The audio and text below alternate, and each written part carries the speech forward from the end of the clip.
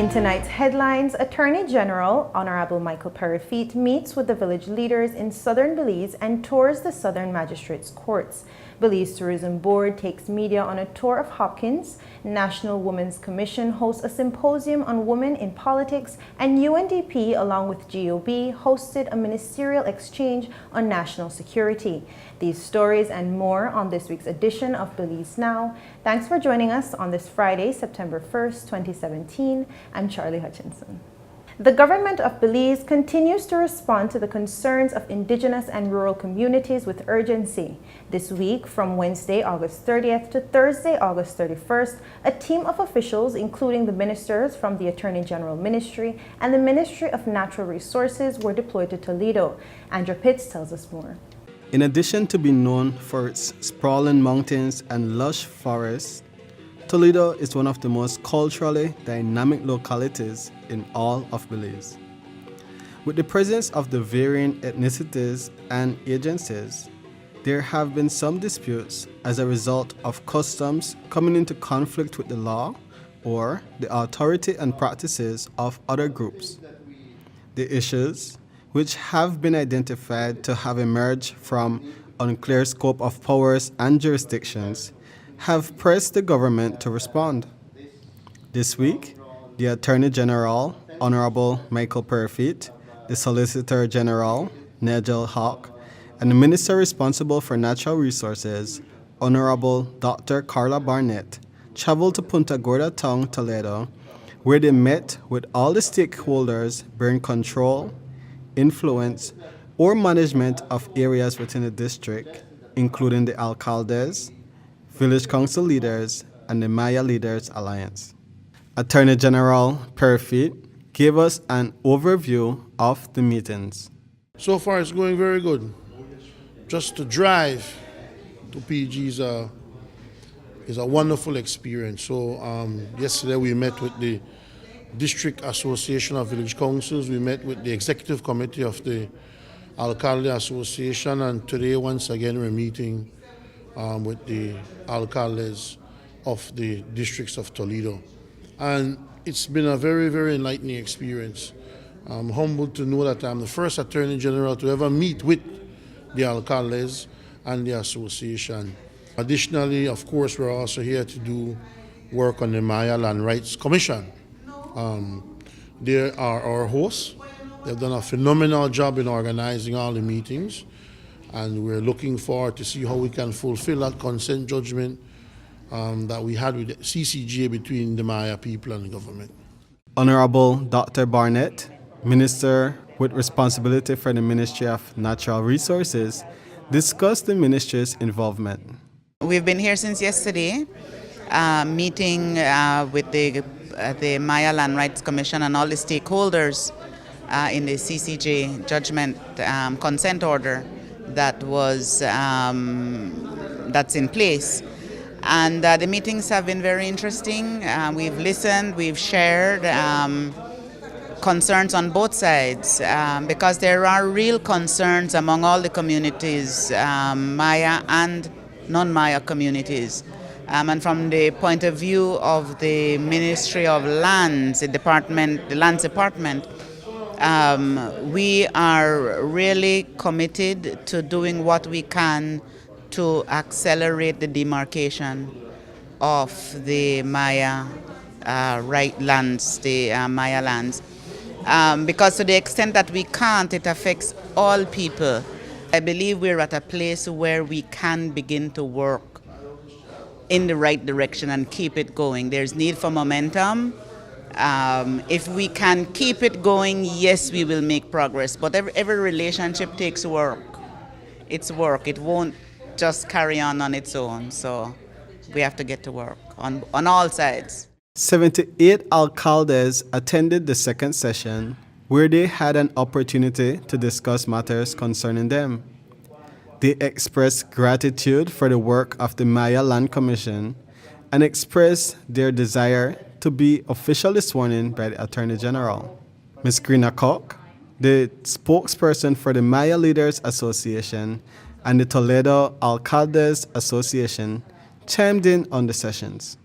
Well, certainly today was a momentous occasion, if I might say historic even. This is the first time that an Attorney General, any Attorney General, has ever come to meet with and visit with the alcaldes of southern Belize.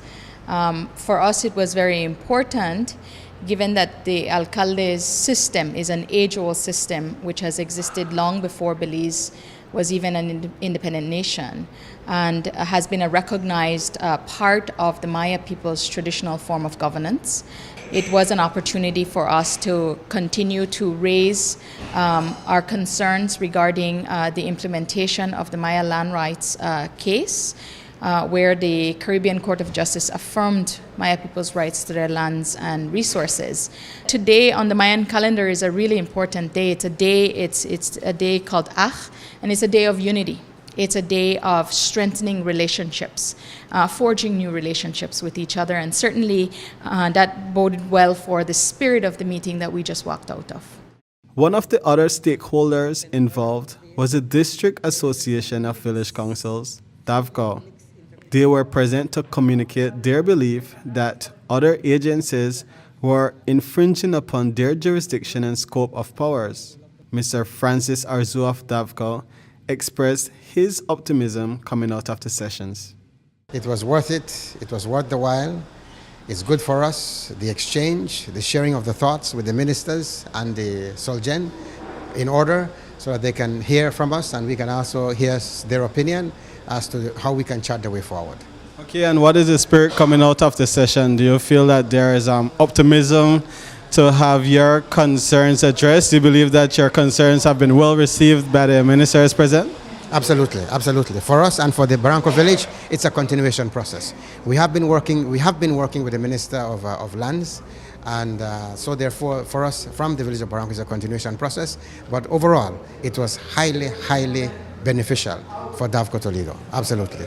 The meetings were successful as all sides were able to have a single forum in which their positions could be clearly communicated and their misunderstandings addressed. The common request coming from all sides was for the open and constructive dialogues to continue. As was said by James Humes, the art of communication is the language of leadership. For Belize Now, I am Andrew Pitts. The Attorney General Ministry will return to Punta Gorda on September 18th, where an educational session will be conducted to apprise the stakeholders of their responsibilities and limitations. Following the session, the alcaldes will be officially sworn in by the Attorney General, perfecting their appointments with the Inferior Courts Act. The Attorney General Ministry continues to operate in high gear and has been touring the magistrate courts across the country. Last week, the Attorney General, Honorable Michael Parafit, visited the magistrate courts in Dangriga and Independence. On Thursday, August 31st, the Attorney General's tour reached Punta Gorda town, where he met with the sitting magistrate, Deborah Rogers, to assess the court's performance. Attorney General Parafit gave us an update on the tour. We have a very aggressive administrative officer, Ms. Quiros, and what she has done, she has intimated to me that there are issues, many issues in administratively, and that could and do affect the delivery of justice simply because there are problems within the magistrates' courts, especially in the south. And so we took it upon ourselves last week to visit the Dangriga and the Independence Magistrates Court to hear from the magistrates the challenges that they're facing and the proposals that they are making to make the system better. Currently in PG as well, we're going to also visit with the PG magistrate and to hear her views on what's going on with PG. What we found so far is that there's a difficulty because of the structure. Infrastructure is a problem. The buildings need to be upgraded, and I've been told that the PG Magistrates Court is a standard that we should strive for because they have been recently upgraded and renovated. So hopefully we can see the value and the good that the upgrade has done for PG, and then I would then have to find a way to make a proposal to the good Minister of Finance to pump money into these places so that people can deliver justice in a good environment. The Attorney General discussed some of the snags that have been identified and briefly commented on steps to be taken to address them. There were difficulties with people who are working there who are not performing. Recommendations have been made to replace them or have them removed because then you're not performing. Some people are engaged in dishonest behavior. Steps have been taken to remove them as well. So it's a matter of cleaning your house where necessary and putting the right people so that the public can get the proper service that they deserve. And having the magistrate comfortable in an environment where they can dispense justice swiftly and with care. So we're just trying to make the whole environment conducive to the work that has to be done. The job is big, it's challenging, there's a lot to do, but it's also fun. And because as Attorney General, it's practically the only ministry that requires you to be qualified in a profession and an area that you're overseeing. And so with that, it's uplifting for me to know that I can put some sort of contribution to make better the profession that I have chosen. The Attorney General communicated that a top priority for him since assuming the post in January of this year is to swiftly address the administrative and infrastructural gaps of our courts so that the delivery of justice can be distinctly improved for all citizens seeking judicial relief. As a result of the tour, the ministry has already identified immediate steps to be taken that can present sudden benefits. After the break, more stories. Stay with us.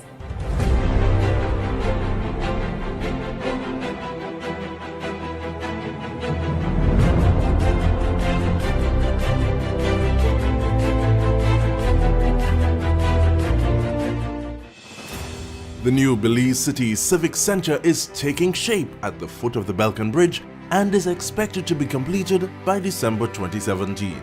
This multi-purpose mega facility will boast an air-conditioned interior with a seating capacity of 4,500, a FIBA-certified wooden main court and 3 practice courts, offices, media boxes and multiple locker rooms, another basketball court with 24-hour access to the public, and parking for 200 vehicles.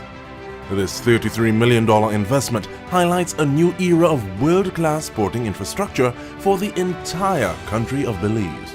The government of Belize, moving Belize forward.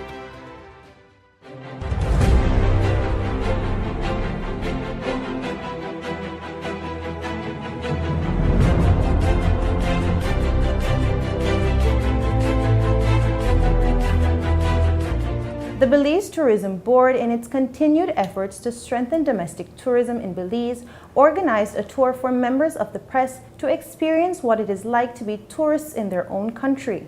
Janelle Rodriguez tells us about her experience. Statistics gathered in recent years shows that Belize is steadily growing in popularity for overnight visitors. We live where they vacation. We hear it all the time and see it being captioned on so many pictures. But how often do we really get to explore our country as Belizean travelers? Well, this week, members of the press got to do so as the Belize Tourism Board took us on a journey of one of Belize's many tourist destinations, the beautiful village of Hopkins, a small but vibrant coastal community nestled in southern Belize.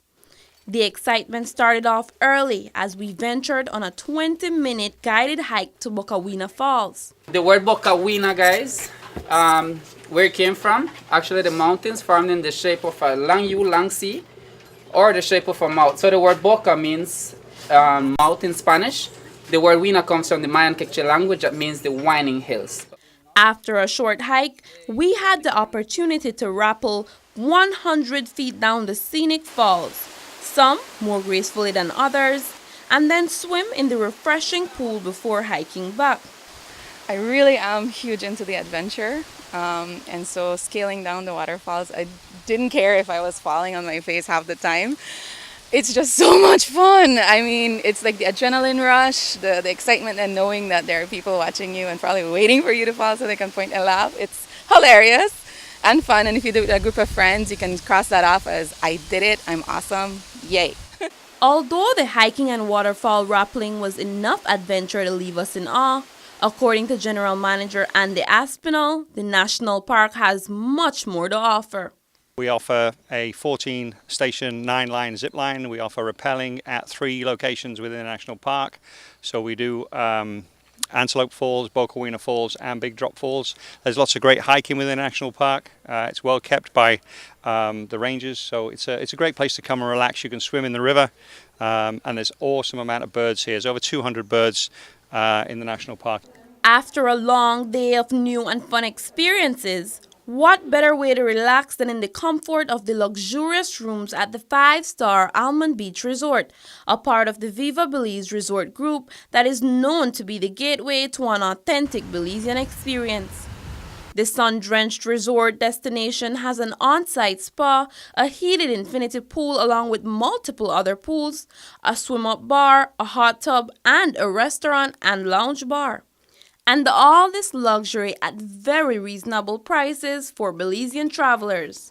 For us, what we do at Viva Belize, we allow and invite our Belizeans to come and experience everything that we have to offer, whether that's just to come and have breakfast or to come and have lunch or to come and have dinner or to spend the night. We are extremely flexible when it comes to our Belizeans calling to check in and see if they can spend a night here. So whether we have a promotional rate or not, we encourage all Belizeans to give us a call at 822-3851 or send us an email at vacations@vivabelize.com and we can definitely work out something for you. After waking up to breathtaking sunrise views of the ocean from intimate beachfront rooms and having our breakfast made to individual preferences, we headed off to the Silk Keys Marine Reserve with Splash Dive Center tour operators who made sure both experienced and inexperienced divers were well taken care of as we explored Belize's rich marine biodiversity. After snorkeling around the island, we were immediately served lunch and then taken on one of my greatest experiences yet, an area on the barrier reef where we snorkeled with nurse sharks, stingrays, and loggerhead sea turtles extending up to 5 feet long. It's a very unique area since the local fishermen, they're cleaning their catch of the day, and we get to snorkel with all these beautiful creatures in the water. It was interesting. I think even for myself, I've never snorkeled before and I tried it. I didn't go far, but I still had fun to know that I could have done it. I think you could bring your families out, they would do it too. It's just an experience, something to say, you know what, Belize has all of this to offer and man, we could have this, we could do this. Even after all the underwater adventure, one still has time to enjoy the amenities offered at the Almond Beach Resort, such as kayaking, parasailing, and relaxing in the revitalizing hot tub. With all this luxury and adventure, one may assume that the cost is exceptionally high, but we found out that the prices are set at preferentially affordable costs to Belizean travelers. We are actually seeing a lot of resorts offering 50% Belizean rates. Some of them actually offer that throughout the year, not just in the low season, but throughout the year. And I think that shows that they see the importance of the local market as well. Not just because it's in the low season that they offer that rate, but they do value what the local market can bring to the tourism industry. If you visit our website, we tend to do 50%. So whatever you read in US dollars, you'll be paying in Belize dollars. We also found out too that all of these tours are rather affordable for Belizeans and they have all those Belizean rates and all of that. So why do we need to vacation elsewhere when we have it right here? Indeed. Why do we need to spend great sums of money vacationing elsewhere when there is so much being offered at home? Giselle Stevens, Marketing and Public Relations Manager at the Belize Tourism Board, tells us why it is important that Belizeans get to know their country from the perspective of a tourist. You have to have that patriotism within you, first of all, to want to know your country, to want to market your country as well. So I do believe that if we all have that within us of being an ambassador for Belize, I think that's a foundation for us to actually want to experience Belize. Diving instructor Mario Escobar also tells us about his hope to see an increase in domestic tourism. I believe as Belizeans, we should explore our country more. It's a beautiful country that we have. It's one of the sites that is well known almost all over the place right now, and there's a lot of tourists that come and visit us, but I mean, to be honest with you all, we don't really get much of our local tourists to come and visit us, and it's pretty sad in a way because I'm feeling like they don't want to explore, and they should. They should come and explore this beautiful country. Undeniably, we have a beautiful country, and we were able to enjoy scenic coastal views of Belize from the Hopkins Bay Beach Resort, where we took a tour of their affordable family and individual suites. We were also treated to their famous virgin and non-virgin pina coladas.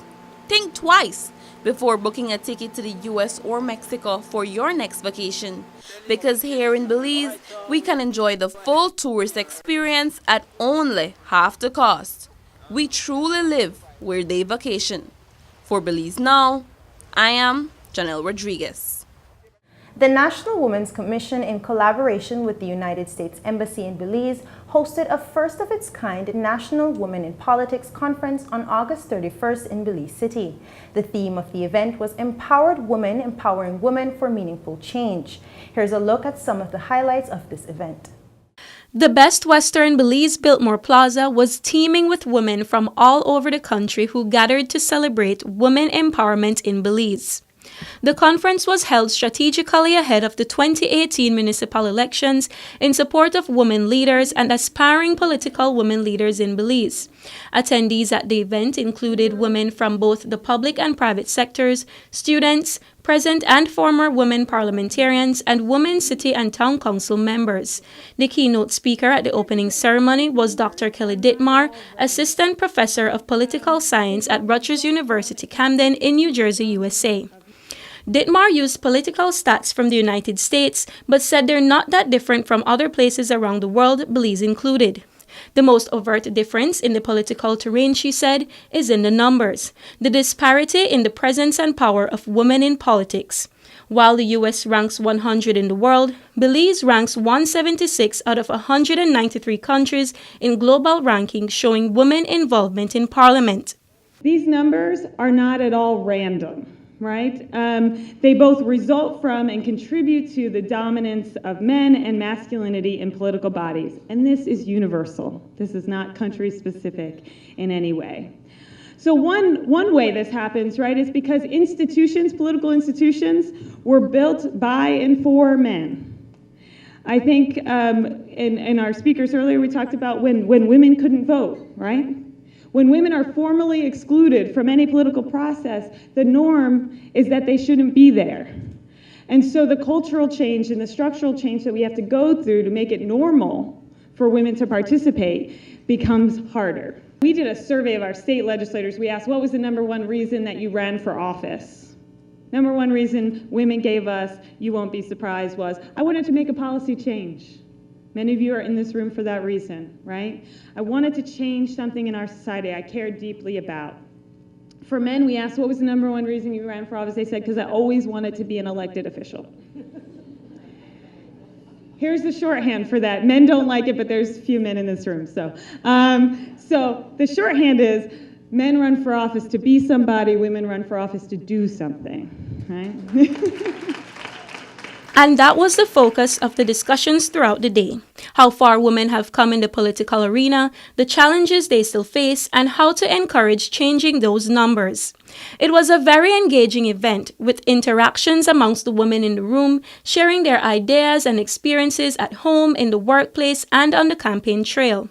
Some familiar faces from the political arena in Belize were also in the room, and a few of them had the spotlight for presentations, including Maud Williams, former educator whose presentation focused on the socio-economic history of politics in Belize, Earth Lopez, Deputy Mayor of Dangriga Town, Fern Gutierrez, Mayor of Punta Gorda Town, and the Honorable Tracy Panton, who all shared their personal journeys in politics. During the opening ceremony, special remarks were given by former parliamentarian Dolores Balaramas Garcia and Chargé d'Affaires at the U.S. Embassy in Belize, Adrian Galanek. The paucity of women in elected politics has been the bane of our Belizean reality. And yes, sometimes it seems tedious to repeat that we have got to do more about it. I do feel that the focus must continue for us to include more Belizean women, not only in the political conversations, but also around the tables of decision-making. I have my teacher to thank for cultivating my interest in politics. Which brings me to former Secretary of State and National Security, Condoleezza Rice. She said, "We need to move beyond the idea that girls can be leaders and create the expectation that girls should be leaders. We all need to create that expectation in the girls and the boys who are our future." After the conference was over, we spoke to one of the organizers on the success of the event. The most outstanding women leaders that we have in Belize converged under one roof this morning. It warmed my heart. And it really showed you that when we want to do things, we can really come together. And how wonderful it would be if we can have women from both political parties sort of caucus together, come together to coalesce around the issues that really matter. But this morning, it was really impressive. For Belize Now, I'm Miriam Longsworth. Sessions at the event encouraged discussions amongst the attendees to develop skills, network, and reunite with transformational women leaders in communities throughout Belize. After the break, our segment In Case You Missed It, don't go anywhere.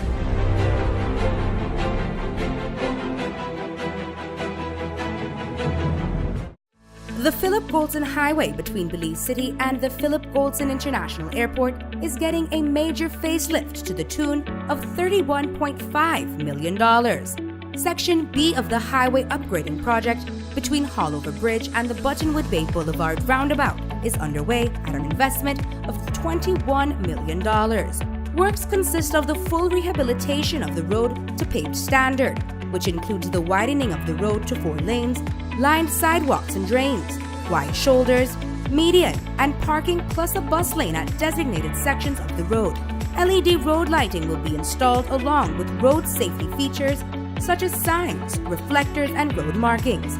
The project will also facilitate in the improvement of underground infrastructure for the public utility companies. The Government of Belize, moving Belize forward.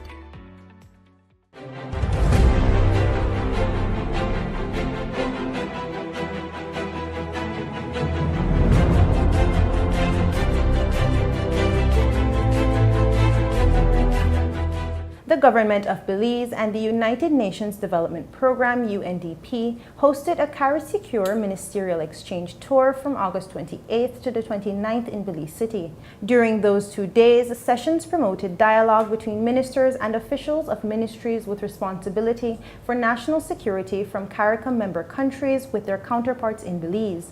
There were several presentations and opportunities for reflection and sharing of good practices to improve policy making and programming aimed at decreasing crime and violence in the Southern and Eastern Caribbean. Our Belize Now team attended the opening ceremony, where the Government of Belize was commended for its efforts thus far in addressing citizen security. It is recognized that crime and citizen security have impacted the development and economic growth of our country. From this recognition is the need to determine and create appropriate policies and programs. To this end, Belize has made significant progress towards improving evidence-based decision-making within the criminal justice systems. The findings from the 2012 Caribbean Human Development Report and other UNDP assessments within the region revealed that in some Caribbean countries there's an absence of reliable data, a lack of access to reliable data, and inconsistencies with information sharing between agencies. The government of Belize, however, has made some very significant strides in addressing these challenges over the last several years, and we're here to learn from their progress, from their successes, from their challenges as well, and from the lessons they have learned along the way.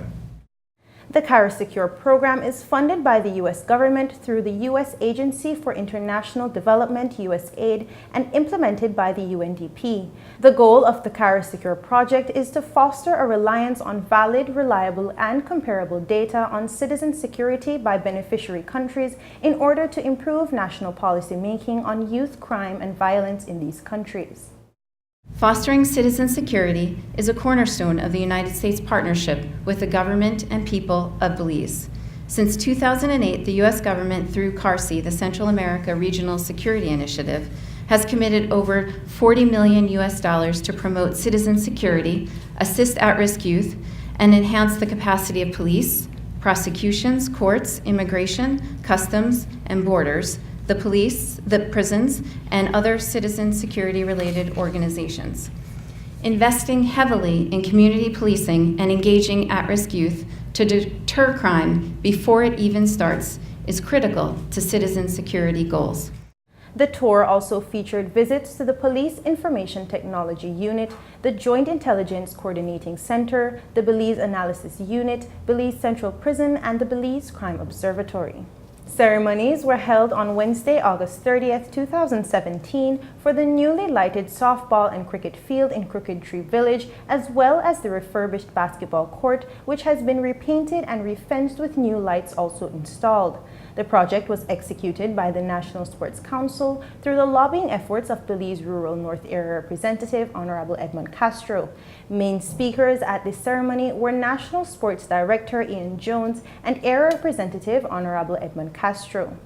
And that's it for this edition of Belize Now. If you want to provide feedback or send in your comments, please feel free to email us at info@pressoffice.gov.bz or visit our Facebook page and let us know what you think. We look forward to hearing from you. Have a great week. Until next time.